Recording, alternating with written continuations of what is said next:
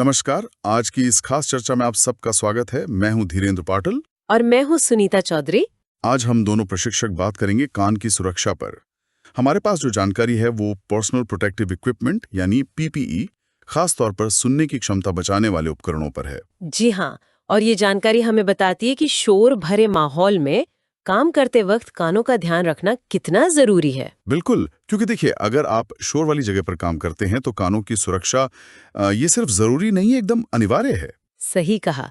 लंबे समय तक तेज आवाज में रहना या अचानक बहुत तेज आवाज सुनना, दोनों के गंभीर परिणाम हो सकते हैं। तो सबसे पहला सवाल यही उठता है कि इसकी जरूरत क्यों है, मतलब कितनी आवाज खतरनाक है। देखिए, जो हमारे पास सामग्री है वो साफ बताती है कि अगर इंजीनियरिंग कंट्रोल्स, मतलब शोर कम करने के उपाय और दूसरे तरीकों के बाद भी हाँ। अगर आवाज का लेवल लगातार 85 डेसिबल या उससे ज्यादा है। 85 डेसिबल, ये कितना होता है अंदाजन? आप समझ लीजिए जैसे भारी ट्रैफिक का शोर या फिर लॉन मूवर की आवाज। हम्म, उस लेवल का शोर अगर लगातार है तो सुनने की क्षमता को स्थायी नुकसान हो सकता है, परमानेंट डैमेज। और ये शोर सिर्फ बड़ी बड़ी मशीनों या इंजन से ही नहीं आता होगा, है ना? नहीं, बिल्कुल नहीं। कई तरह के औजार, प्रक्रियाएं जैसे कि ड्रिलिंग, ग्राइंडिंग, ये सब काफी शोर पैदा कर सकते हैं। हाँ। और एक और बात, असर सिर्फ सुनने पर नहीं होता, ये भी ध्यान देना जरूरी है। अच्छा, और क्या असर होता है?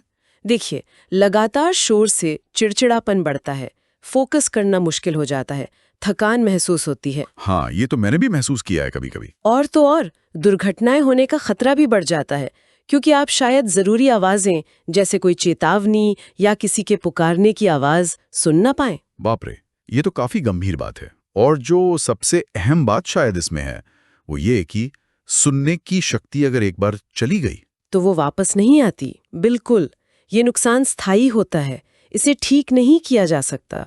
मतलब सुनने की क्षमता कम होना या पूरी तरह चले जाना।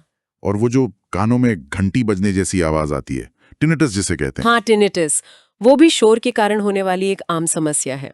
लगातार कानों में सीटी या भिनभिनाहट जैसी आवाज आना, सोचिए कितना परेशान करता होगा ये। उफ, ध्यान लगाना ही मुश्किल हो जाता होगा। बिल्कुल। और इसके साथ जुड़ा है तनाव और थकान का बढ़ना। आप लगातार एक स्ट्रेस की स्थिति में रहते हैं। तो मतलब बचाव ही वही एकमात्र रास्ता है। जी हाँ, रोकथाम ही कुंजी है, प्रिवेंशन, क्योंकि एक बार नुकसान हो गया तो फिर कुछ नहीं हो सकता। ठीक है, तो ये तो हमने समझ लिया कि खतरा क्या है और कितना गंभीर है। अब बात करते हैं बचाव की। हमारे पास उपाय क्या हैं? सामग्री में कुछ उपकरणों का जिक्र है। हाँ, बिल्कुल। कई तरह के कान सुरक्षा उपकरण यानी हियरिंग प्रोटेक्शन डिवाइसेस उपलब्ध हैं, और सही वाला चुनना बहुत जरूरी है। कौन-कौन से मुख्य प्रकार बताए गए हैं? मुख्य रूप से 3 तरह के हैं। एक तो फोम वाले ईयर प्लग। हाँ, वो नारंगी या पीले रंग के जो होते हैं। हाँ, वही। उन्हें रोल करके दबाकर कान की नली में डालते हैं, अंदर जाकर वो फैल जाते हैं और कान को सील कर देते हैं। इनका फायदा है कि ये काफी हद तक शोर कम करते हैं, अगर ठीक से पहने जाएं तो। अगर ठीक से पहने जाएं, इसका क्या मतलब है? मतलब ये कि अगर उन्हें सही गहराई तक और सही तरीके से नहीं डाला गया तो वो पूरी सील नहीं बनाते, और फिर उनका असर, जिसे नॉइज रिडक्शन रेटिंग या एनआरआर कहते हैं, वो कम हो जाता है। अच्छा, और दूसरे प्रकार के? दूसरे हैं इलास्टिक या प्री मोल्डेड ईयर प्लग। ये प्लास्टिक या सिलिकॉन जैसे मटेरियल के बने होते हैं। इन्हें धोकर दोबारा इस्तेमाल किया जा सकता है। ये भी अंदर ही डाले जाते हैं। हाँ, ये भी कान की नली के अंदर जाते हैं। कुछ लोगों को ये फोम वालों से ज्यादा आरामदायक लगते हैं। ठीक है, और तीसरा प्रकार? तीसरे है ईयर मफ। ये हेडफोन जैसे दिखते हैं, पर ये आवाज सुनाते नहीं, रोकते हैं।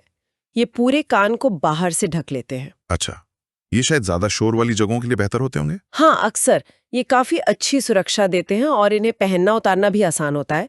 कई बार इन्हें सेफ्टी हेलमेट के साथ जोड़ने का भी विकल्प होता है। तो इन तीनों में से चुनना कैसे है? ये किस बात पर निर्भर करता है? ये कई बातों पर निर्भर करता है। एक तो शोर का स्तर कितना है। हर उपकरण की एक एनआरआर यानी नॉइज रिडक्शन रेटिंग होती है। एनआरआर? हाँ, नॉइज रिडक्शन रेटिंग ये बताता है कि वो उपकरण आदर्श परिस्थितियों में कितने डेसिबल तक शोर कम कर सकता है। तो आपको अपनी जरूरत के हिसाब से एनआरआर वाला उपकरण चुनना होगा। और काम किस तरह का है, ये भी मायने रखता होगा, और आराम भी। बिल्कुल।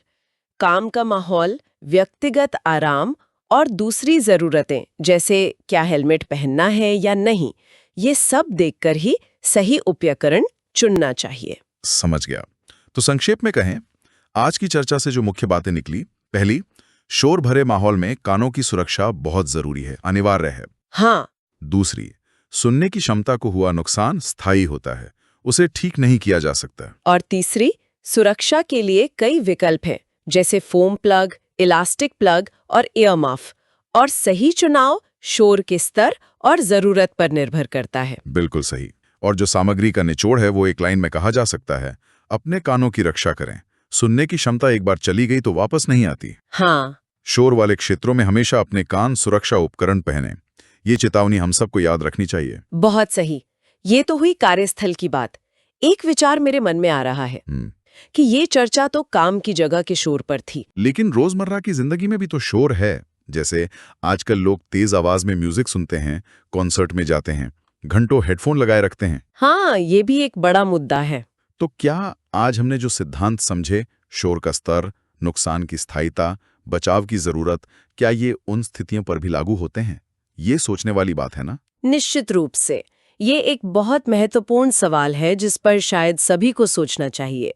इसी विचार के साथ हम आज की ये चर्चा यहीं समाप्त करते हैं।